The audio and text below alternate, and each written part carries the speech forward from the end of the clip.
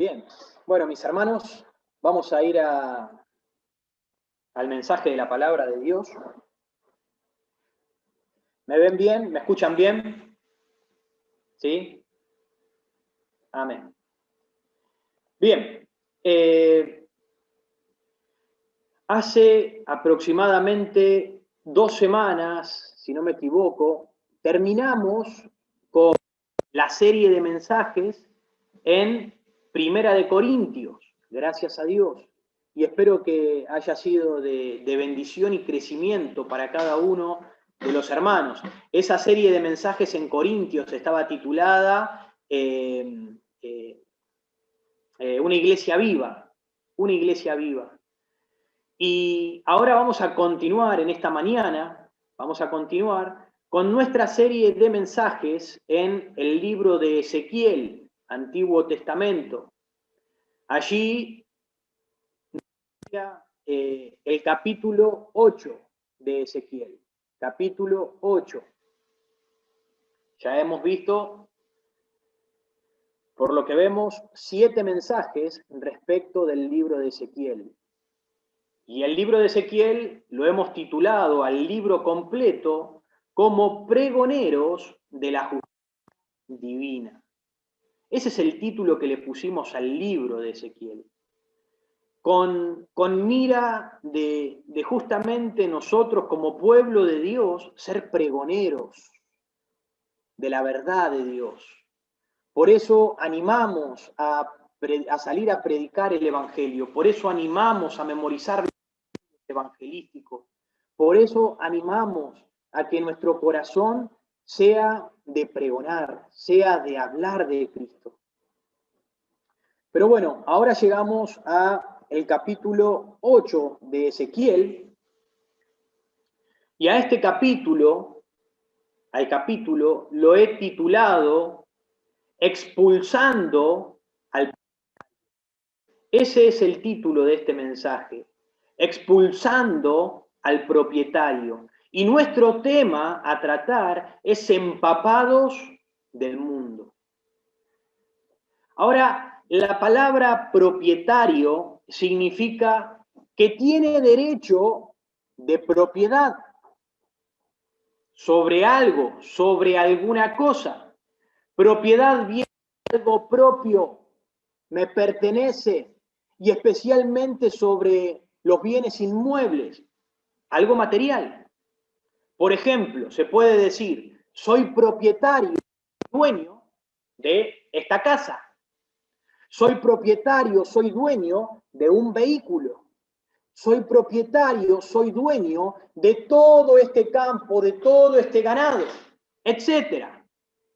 Según la ley, no se puede arrebatar o quitar el derecho de propiedad a nadie, a no ser que esté bajo alguna infracción, pero si no, no se puede hacer tal cosa. Dada la situación, existe la usurpación. Creo que todos sabemos lo que significa la usurpación. Usurpación es tomar un bien que no te pertenece para un fin propio, por la fuerza.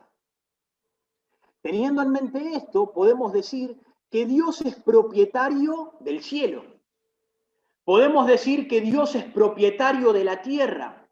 Dios es propietario del creyente. Dios es propietario de toda la creación.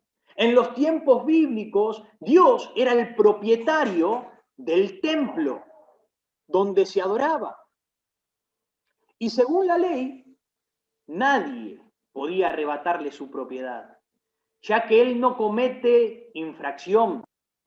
No estuvo, ni está, ni estará acusado de ilegalidad ni de transgresión, porque Él es un Dios santo, Él es un Dios justo. Pero sí están los usurpadores.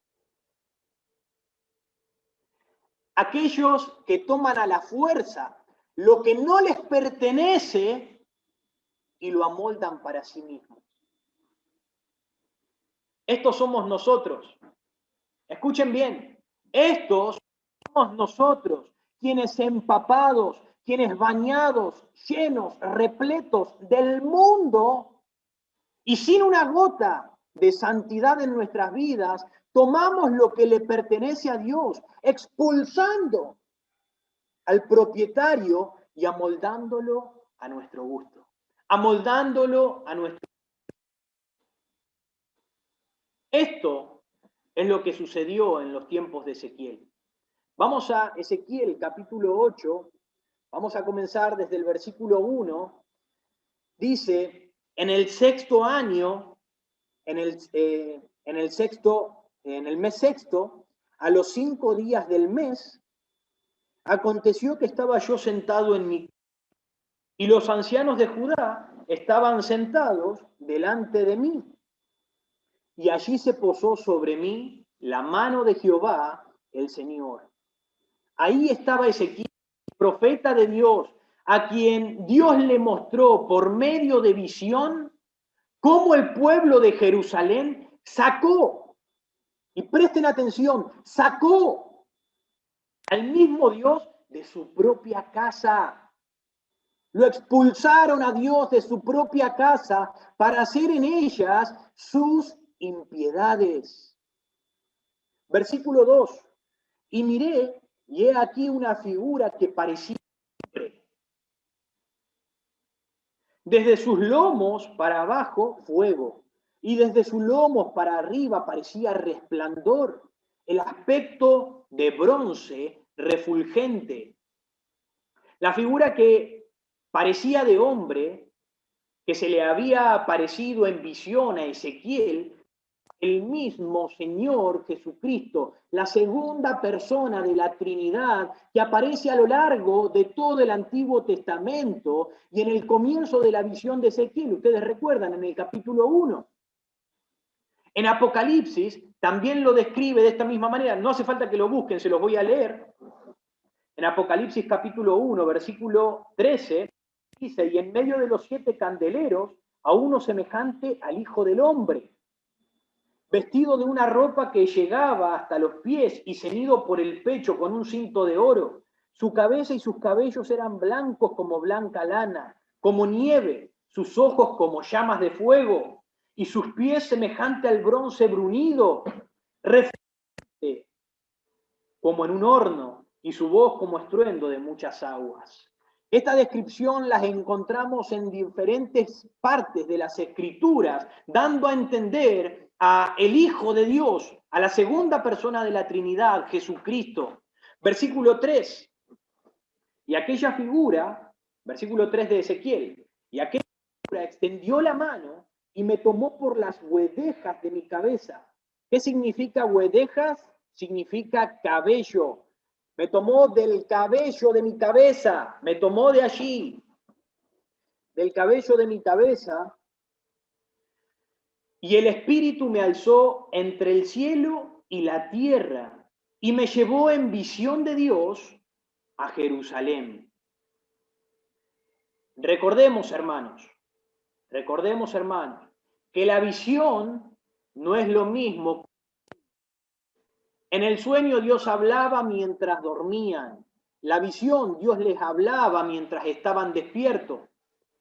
Pablo, si ustedes recuerdan, les habló en la segunda carta a los Corintios, en el capítulo 12, diciendo, conozco un hombre en Cristo.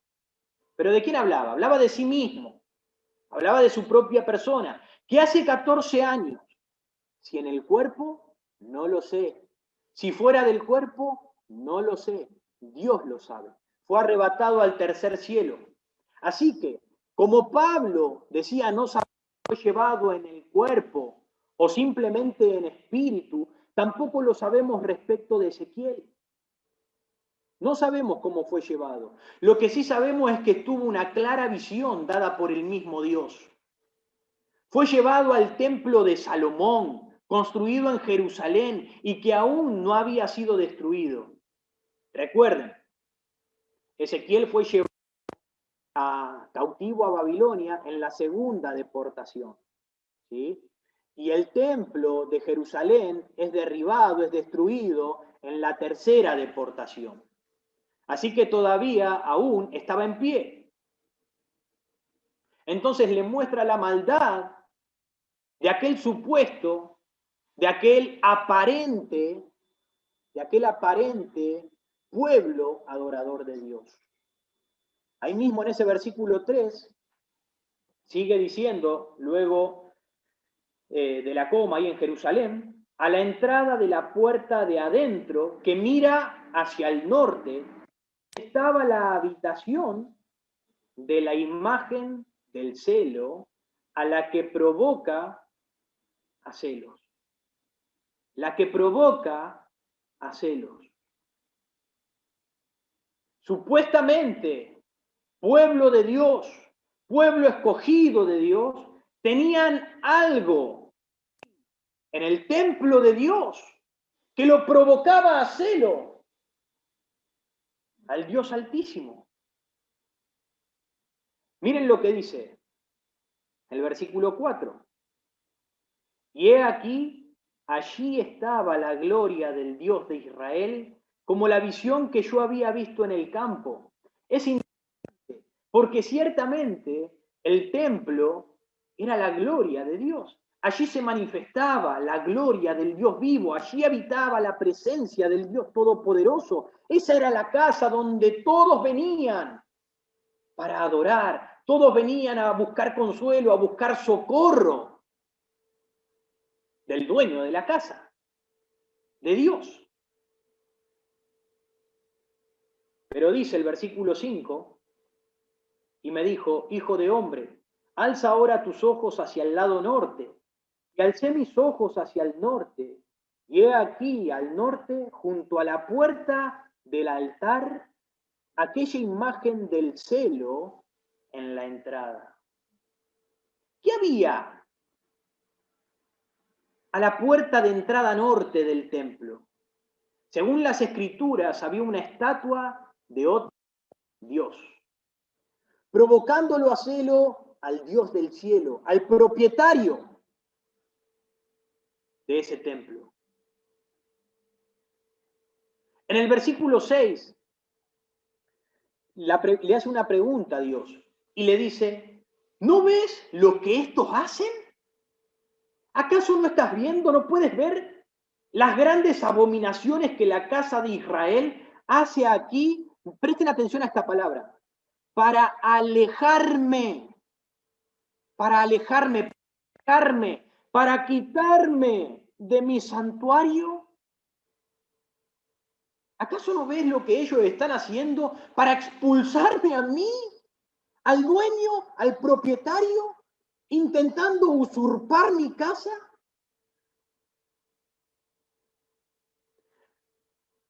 Miren lo que dice la última parte del versículo 6.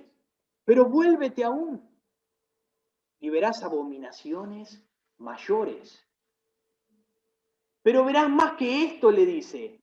Esto simplemente es una gotita en un manantial. Esto es simplemente una gotita. Versículo 7. Y me llevó a la entrada del atrio. Piensen en el templo. Piensen en el templo. Tenía diferentes puertas. Entraban al templo, tenía el atrio interno. Y luego había otros salones donde eran para el lugar santo. Y luego estaba el lugar santísimo. Ahora ellos entran al atrio, entran al templo. Y miré, y he aquí en la pared un agujero. Y me dijo, hijo de hombre, cabe ahora en la pared. Y cavé en la pared. Y he aquí una puerta. Me dijo luego, entra y ve las malvadas abominaciones que estos hacen allí. No solamente hay un ídolo a la puerta, no solamente pusieron un ídolo en la puerta de mi casa, sino que ahora mira y entra lo que ellos están haciendo. Presta atención lo que hacen dentro de mi casa. Ahora, ¿qué significa el agujero en la pared? El cavar en ella para cruzar esa puerta. ¿Qué es lo que está dando a entender? Miren el versículo 12 para que podamos entender qué quiere decir. Versículo 12. Y me dijo, hijo de hombre, ¿has visto las cosas que los ancianos de la casa de Israel hacen? en tinieblas, en oculto, en lo reservado, cada uno en su cámara pintadas de imágenes, porque dicen ellos, no nos ve Jehová. Jehová ha abandonado la tierra. En otras palabras, significa que hay cosas escondidas en los seres humanos, en los corazones, cosas que pensamos, cosas que ideamos, cosas que deseamos y hacemos. Y aunque son un cerrojo impenetrable, escuchen, porque es cierto, aunque son un cerrojo que no se puede penetrar para los ojos del mundo, porque quizás no lo ve ni tu esposa o tu marido, o no lo ve las personas que te rodean, no pueden ver lo que tú haces en lo reservado, para Dios no lo es. Él lo ve y sabe todo. Él sabe cuántos cabellos hay en tu cabeza. Él sabe qué vas a decir antes que la palabra de tu boca. Sabe tu sentarte y tu levantarte. Conoce tus pensamientos. Discierne las intenciones de tu corazón. No puedes huir de su presencia. No hay lugar donde escaparse u ocultarse de él. El Proverbios 15:3, algunos lo tienen de memoria, dice, los ojos de Jehová están en todo lugar, mirando a los malos y a los buenos. Ellos creían que Dios no podía ver las cosas que ellos hacían en oculto.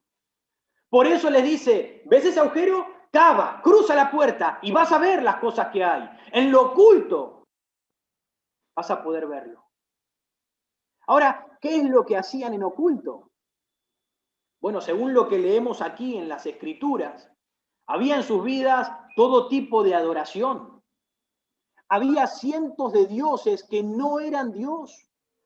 Sus corazones estaban torcidos y encima lo hacían usurpándole la casa a Dios. Recuerden, cuando adoraban a otros dioses, no solamente oh Dios, te pido, no. No solamente de esa manera se adoraba a otros dioses. La adoración a otros dioses llevaba a otros tipos de ritos y cultos paganos. Eso implica cosas que ellos hacían, quizás hasta perversidades. ¿Se dan cuenta? Hasta perversidades. Había adoraciones a dioses donde se quemaban a sus propios hijos. Adoraciones donde se autoflagelaban y se golpeaban.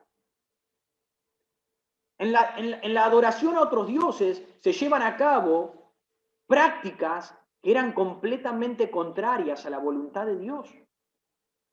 Miren el versículo 10 y 11.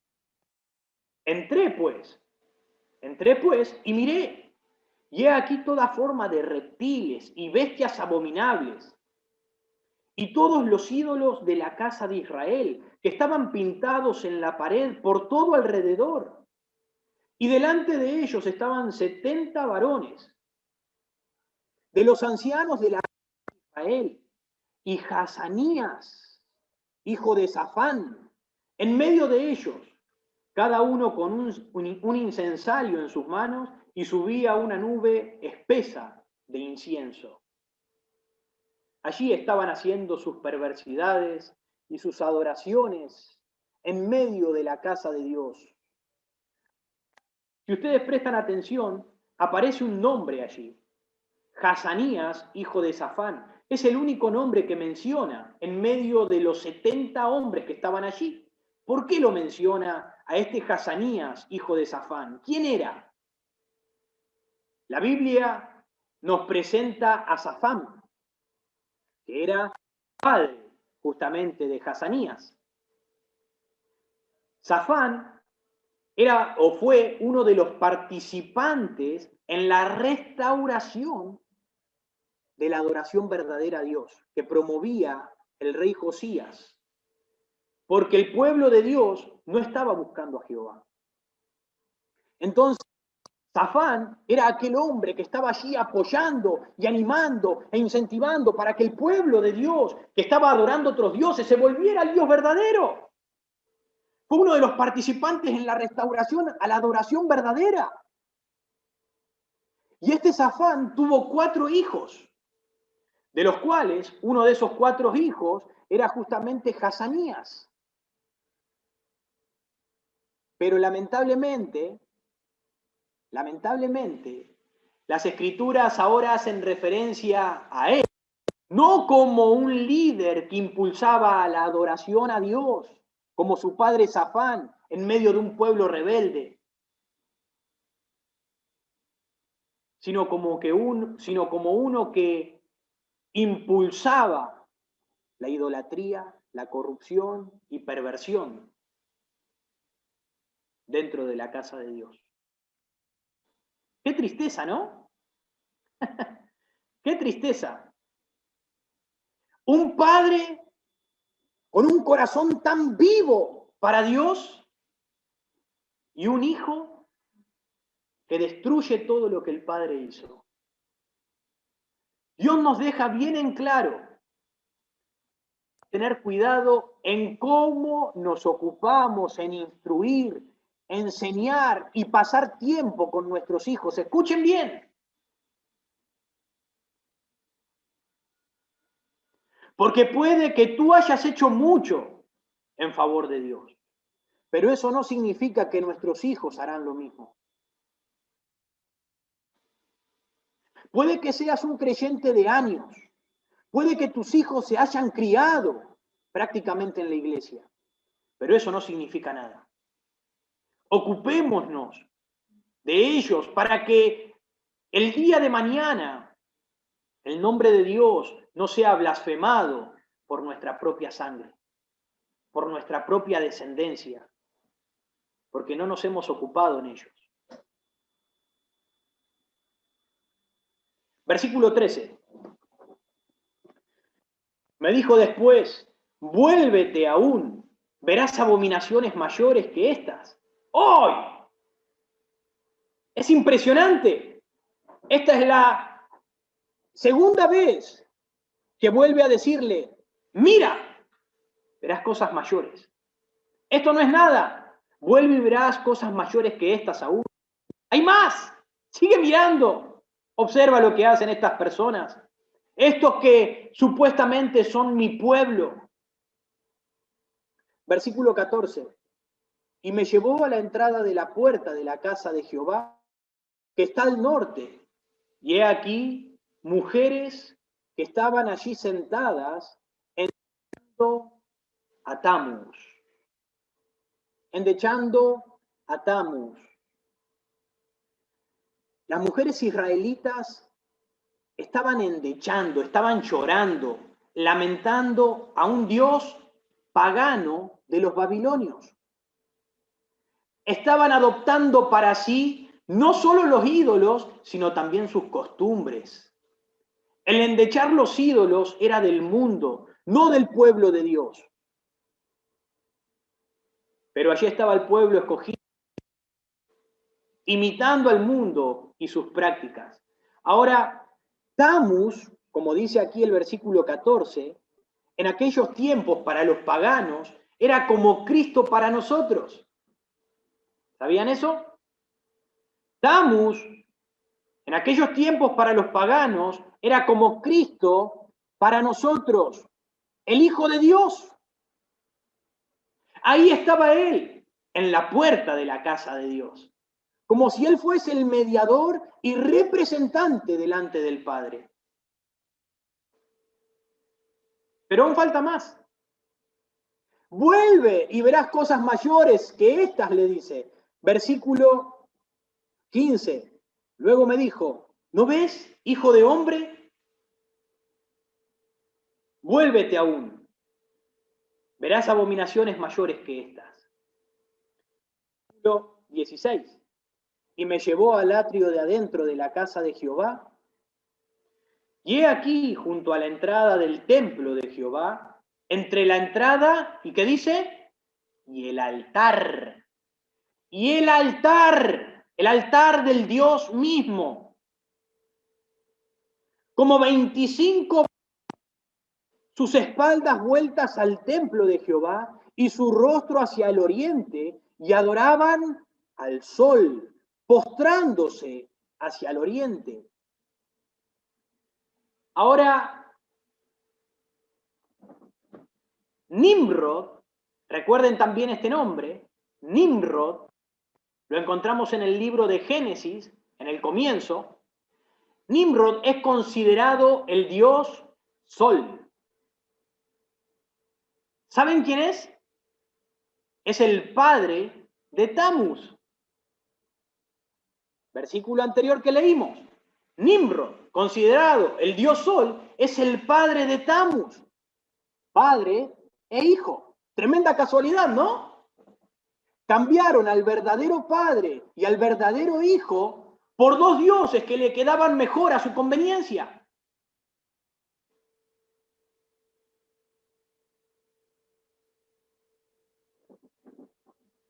Versículo 17. Y me dijo, ¿no has visto, hijo de hombre? ¿Te es poco lo que acabas de ver? ¿Es cosa liviana para la ciudad hacer las abominaciones que hacen aquí?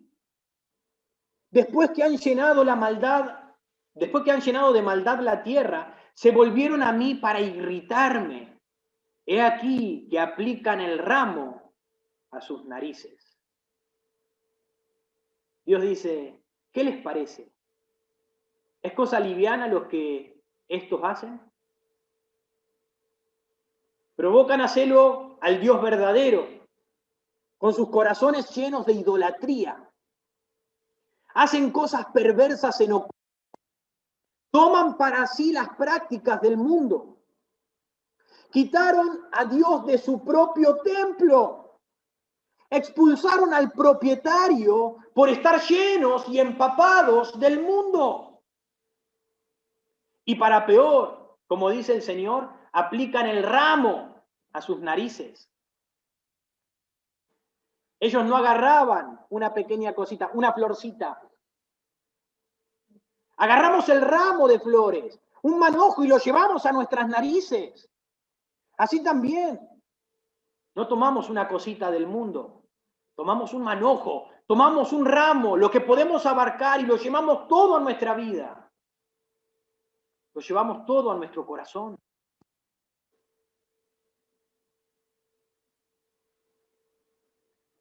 Para memoria, hermanos, para memoria.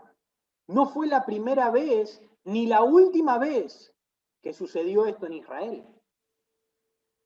No era la primera vez que Israel expulsaba a Dios del templo.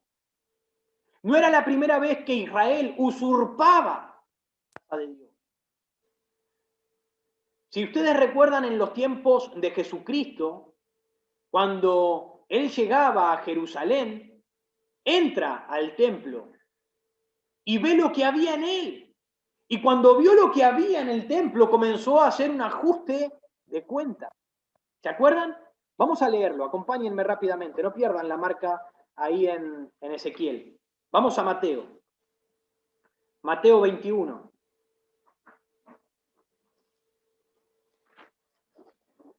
Mateo 21. Versículo 12. Si no lo encuentran, no importa, simplemente escuchen. Mateo 21, versículo 12. Y entró Jesús en el templo de Dios y echó fuera a todos los que vendían y compraban en el templo, y volcó las mesas de los cambistas y sillas de los que vendían palomas, y les dijo, escrito está, mi casa, casa de oración será llamada, mas vosotros, ¿qué dice? La habéis hecho cueva de ladrones. Ustedes usurparon mi casa y ustedes la amoldaron a su propio gusto y beneficio. Ustedes expulsaron a Dios. Dios tuvo que hacer en aquel momento y corregir lo deficiente. ¿Hacemos acaso nosotros hoy en día esto mismo que hicieron. ¿Te has preguntado mientras íbamos leyendo estos versículos? ¿Te has preguntado si nosotros en la actualidad seguimos usurpando el lugar de Dios? ¿Seguimos quitando a Dios del lugar que le pertenece? Miremoslo de esta manera. Nosotros, cada uno individualmente, aquellos que hemos recibido a Jesucristo, somos propiedad de Dios. Eso significa que Él es propietario de tu vida. Somos templo del Espíritu Santo. En 1 Corintios, no lo vamos a buscar, en el capítulo 3, nos dice, ¿no sabéis que sois templos de Dios? ¿Y que el Espíritu de Dios mora en vosotros? ¿Acaso no saben que dentro de ustedes mora mi Espíritu? ¿No saben que ustedes me pertenecen a mí? Pero nosotros tomamos el de Dios, este cuerpo, a la fuerza y lo contaminamos, lo pervertimos, lo ensuciamos, lo manchamos. La Biblia nos dice que somos la casa, somos la morada de Dios. Según Pedro, en 1 Pedro 2, si quieren lo vamos a buscarlo, 1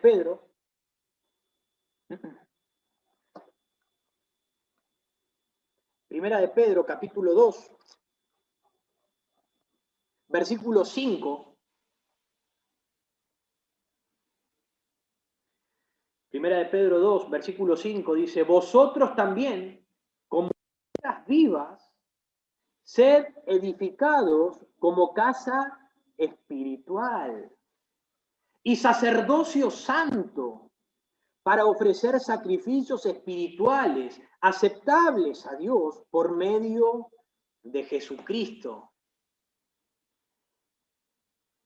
Pero nosotros como casa espiritual de Dios, en vez de ofrecerle a Dios lo que merece, lo desechamos sin ningún problema ni remordimiento.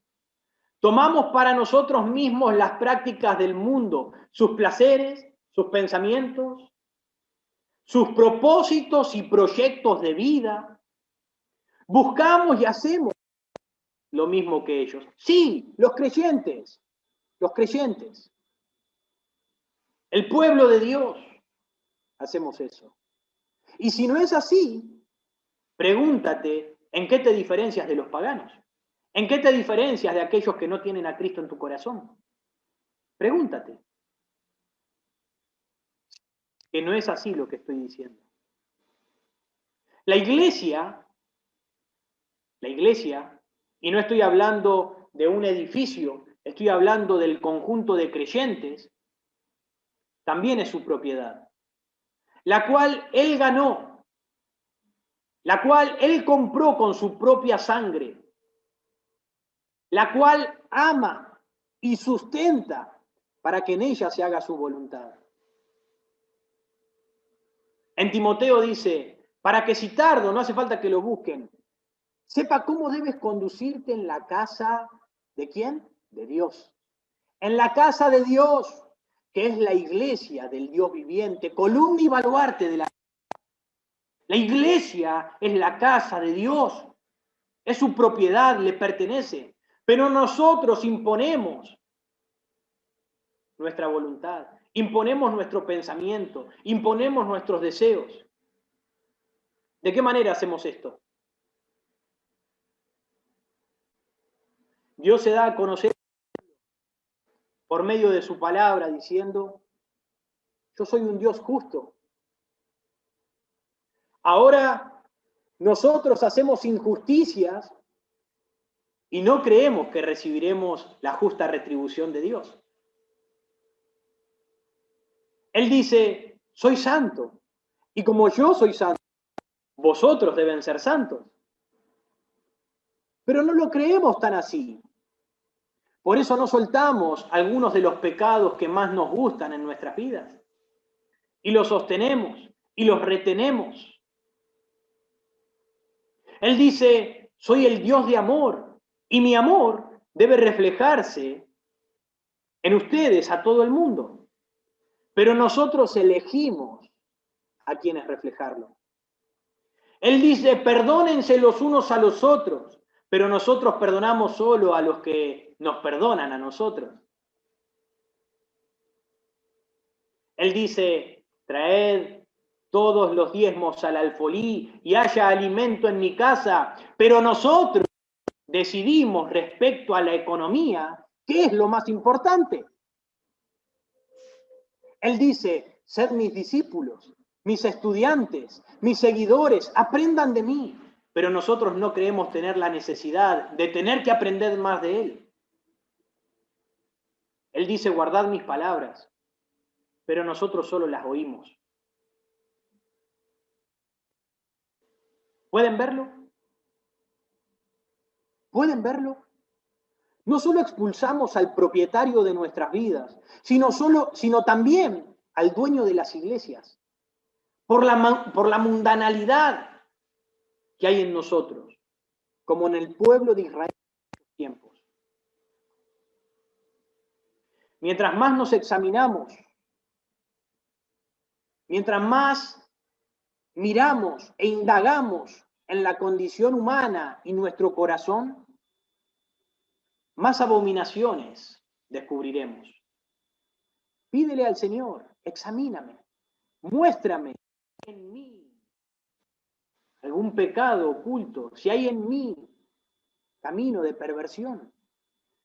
Mientras más tiempo se examine el creyente, más se humillará ante Dios y más valorará la fuente abierta de Cristo para perdón de pecados y procurará ella.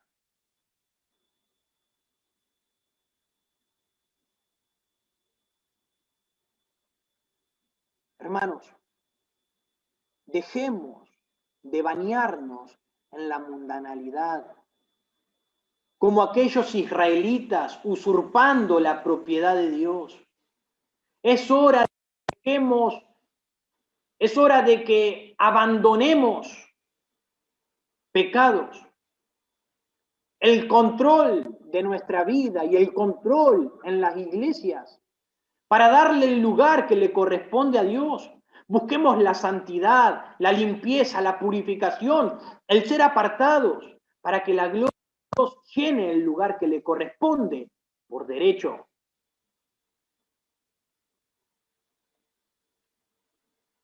¿Has sacado o estás intentando sacar al propietario de tu vida? Pregúntate. ¿Cómo te encuentras espiritualmente? Siendo sincero contigo mismo. Tu mente, tu corazón, ¿están en el mundo cargado de ídolos o están en el lugar correcto, con Dios? ¿Cómo ves la iglesia? ¿Cómo la ves? ¿Está Dios a la puerta golpeando para que le dejen entrar o está reinando en ella? ¿Qué piensas? Si Dios está afuera, como parte de la iglesia, ¿qué podrías hacer? ¿O qué estás haciendo para revertir esa situación? Hermanos, seamos como Safán, el padre de Hazanías, quien contribuyó, quien se esforzó, quien luchó, que el corazón de Israel se apartara del mundo y volviese a Dios. Dale el lugar que le corresponde a Dios. Deja de usurpar. Deja de expulsar a Dios del lugar que le corresponde.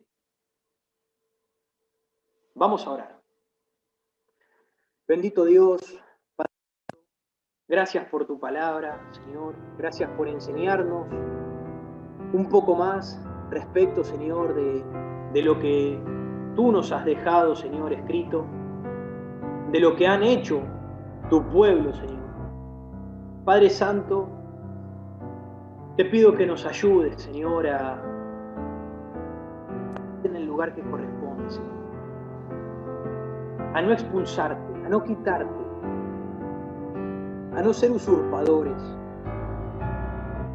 Ayúdanos, Señor, a no vivir en el mundo, Padre, a no aplicar las cosas del mundo a nuestras vidas, sino a limpiarnos, a santificarnos, para que no ocurra lo mismo que ocurrió con Israel.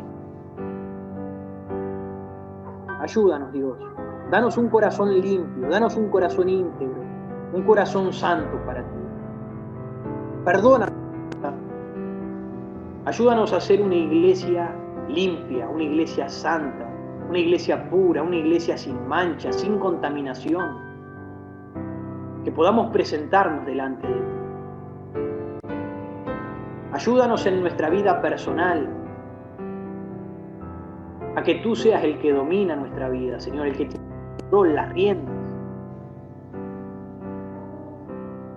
Por favor, Señor, te lo pedimos en el nombre de Jesús. Amén.